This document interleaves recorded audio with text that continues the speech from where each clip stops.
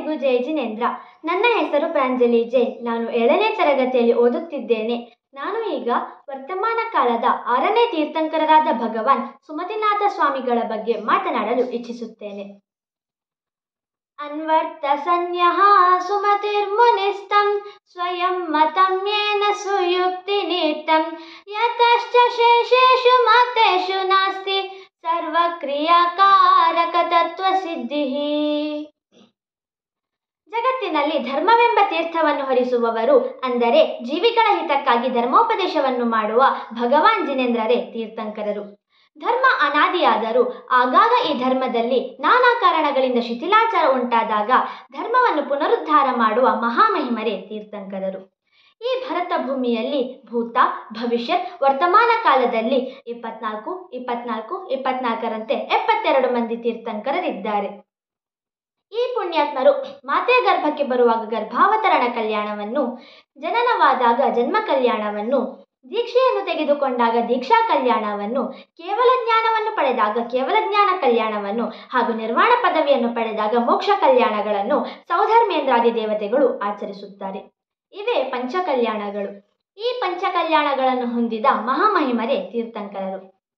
ಈಗ ನಾವು ವರ್ತಮಾನ ಕಾಲದ 6ನೇ ತೀರ್ಥಂಕರರಾದ ಭಗವಾನ್ ಸುಮತಿನಾಥ ತೀರ್ಥಂಕರರ ಬಗ್ಗೆ ತಿಳಿಯೋಣ. ಸುಮತಿನಾಥರ ಪೂರ್ವ ಭಾವಾವಳಿಗಳು. ರತಿಶೇಣ. ಧಾತಕಿ ಖಂಡದ ಪುಷ್ಕಲಾವತಿ ದೇಶದ ಪುಂಡರೀಕಿಣಿ ಎಂಬ ನಗರದಲ್ಲಿ ರತಿಶೇಣ ಎಂಬ ರಾಜನಿದ್ದನು. ಇವನು ನೀತಿವಂತನಾಗಿದ್ದನು.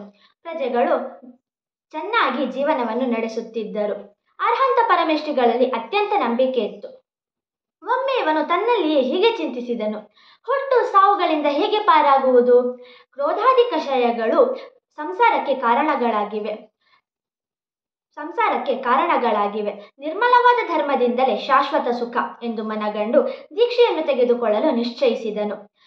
ಷೋಡಶ ಕಾರಣ ಭಾವನೆಗಳನ್ನು ನೆನೆದು ತೀರ್ಥಂಕರ ನಾಮಕರ್ಮವನ್ನು ಬಂಧ ಮಾಡಿಕೊಂಡನು. ಆಯುಷ್ಯದ ಕೊನೆಯಲ್ಲಿ ಸಲ್ಲೇಖನ ವ್ರತವನ್ನು ತೆಗೆದುಕೊಂಡು ಸಮಾಧಿ ಮರಣವನ್ನು ಹೊಂದಿದನು. ಅನುತ್ತರೆ ಎಂಬ ಸ್ವರ್ಗದ ವೈಜಯಂತ ವಿಮಾನದಲ್ಲಿ ಅಹಮೀಂದ್ರನಾದನು.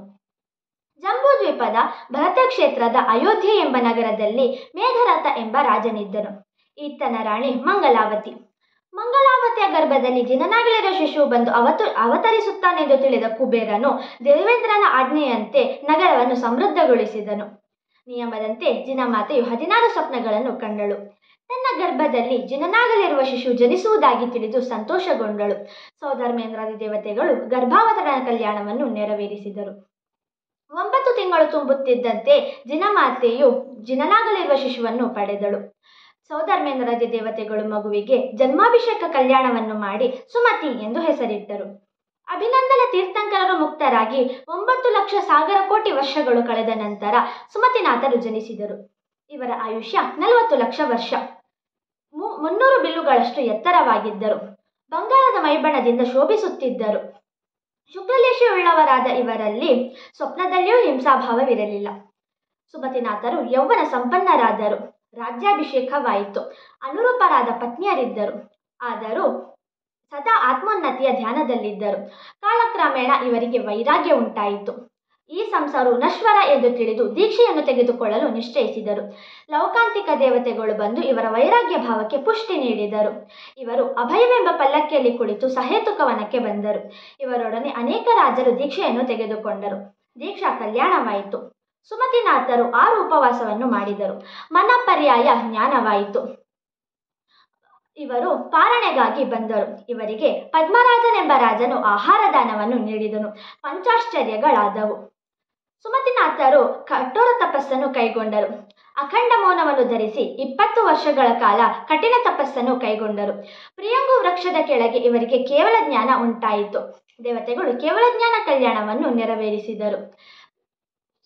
ಸುಮತಿನಾಥರ ಸಮವಸರಣದಲ್ಲಿ ಚಮರ ಮೊದಲಾದ 116 ಮಂದಿ ಗಣಧರರಿದ್ದರು.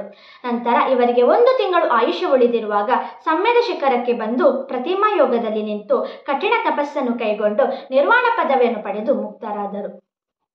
ಅಯೋಧ್ಯ ಪಟ್ಟಣದಲ್ಲಿ ಮೇಘರಥ ಮಹಾರಾಜಗಂ ಮಂಗಲಾದೇವಿ ಮಹಾದೇವಿಗಂ ಮಾಘ ನಕ್ಷತ್ರದಲ್ಲೂ ದಯಿಸಿದ ಸುವರ್ಣ ವರ್ಣವನ್ನುಳ್ಳ ಇಕ್ಷ್ವಾಕು ವಂಶವನ್ನುಳ್ಳ ಚಕ್ರವಾಕ ಲಾಂಛನವನ್ನುಳ್ಳ 40 ಲಕ್ಷ ವರ್ಷ ಆಯುಷ್ಯವನ್ನುಳ್ಳ 300 ಬಿಲ್ಲೆತ್ತರವನ್ನುಳ್ಳ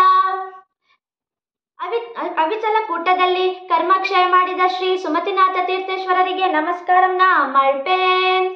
ಜಯ ಬೋಲೋ ಸುಮತಿನಾಥ ತೀರ್ಥಂಕರ ಭಗವಾನ ಕಿ ಜಯ ಹೋ. ಎಲ್ಲರಿಗೂ ಜೈ ಜಿನೇಂದ್ರ.